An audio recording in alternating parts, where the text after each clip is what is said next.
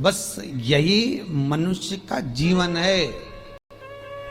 घर परिवार की दुकान को हमने खूब सुंदर जमा के रखा है, बहू है, बेटा है, नाती है, पंती है, पोता है, बहुत जोरदार दुकान जमी हुई है।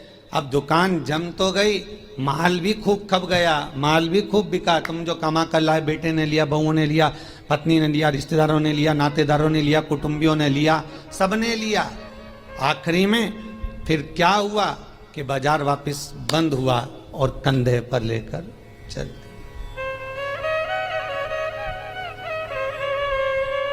फिर निवेदन करूंगा, तुम दुकान पर बैठकर व्यापार में, व्यवसाय में, नौकरी में, तुम दुकान में जितना बैठकर कमा रहे हो उसका भोग तुम्हारी पत्नी, तुम्हारे बच्चे, बहुएं, पोता पोती, रिश्तेदार, कुटुंबी सब भोगेंगे।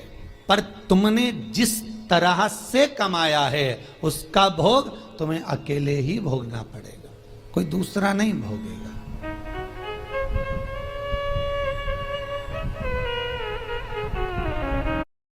जीवन में कुछ कर्म ऐसा करते हुए चलो।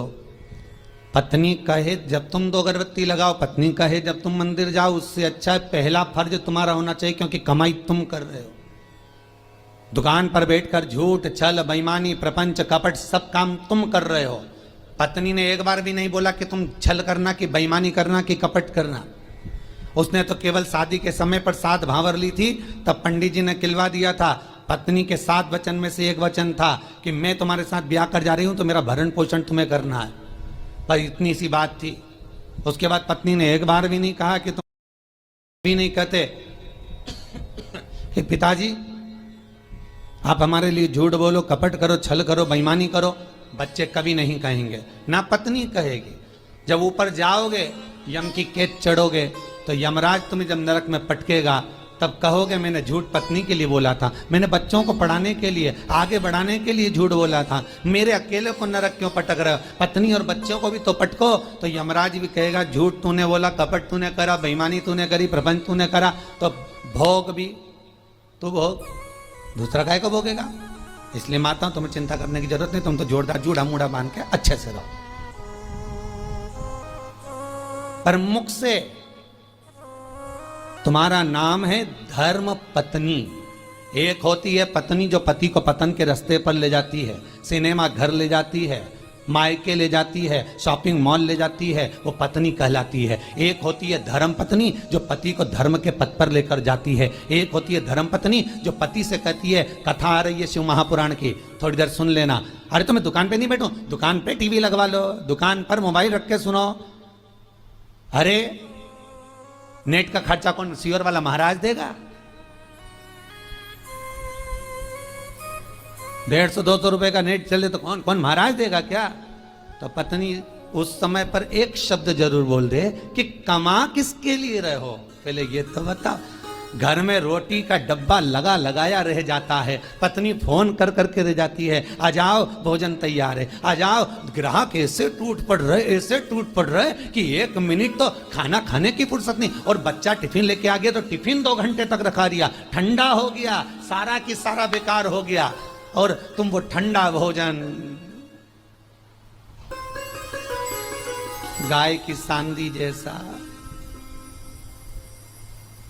बस खा रहे, ऊपर से दुकानदार फिर ग्राहक बोल रहे सेठ जी मुंह में रोटी,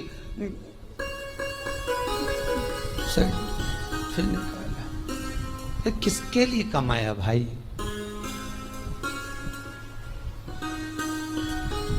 ना राम नाम लीनो तूने भरी जवानी में, तो डूब के मर जा रे चुल्लू भर पानी में। पर समझने वाली बात तो यह है कि इतना बड़ा मनुष्य चुल्लू भर पानी में डूबे कैसे? इतना बड़ा मानव चुल्लू भर पानी में डूब के मरेगा तो मरेगा कैसे, ये सोचने वाली बात है।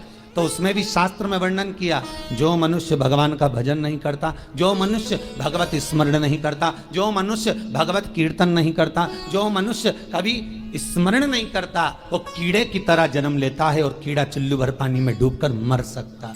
धर्म पत्नी का फर्ज है पति अगर कमा कर तुम्हें ला कर देता है तो तुम्हें चाहिए कि पति से कहो चलो दान करिए, चलो पुण्य करिए, चलो कथा सुनिए, संकीर्तन करिए। ये धर्म पत्नी का फर्ज है।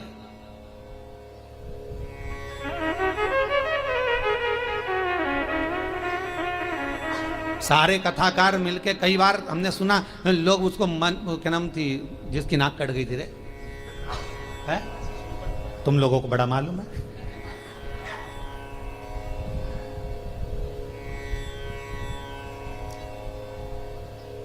मतलब इतनी फेमस है वो, है? तुम्हें भी मालूम था? कड़ेल जी मालूम था? हाँ, बड़ी फेमस है वो भाई। होना भी चाहिए उसको फेमस, क्यों नहीं होना चाहिए? उसके बराबर दुनिया में कोई भक्त नहीं होगा भगवान का उसके जैसा। आप में से कितने लोग हैं जो भगवान के सामने जाकर कह दे मैं तुमसे शादी करूंगी? जितने लोग यूट्यूब पर कथा सुन रहे, टीवी पर सुन रहे, ईमानदारी से बोल देना किसी ने जाकर भगवान के मंदिर में जाकर कहा हे भगवान मैं तुम्हारे साथ शादी करूंगी, तो इंसान हो। वो राक्षसी थी शूर्पणखा जो भगवान के सामने सीधा प्रश्न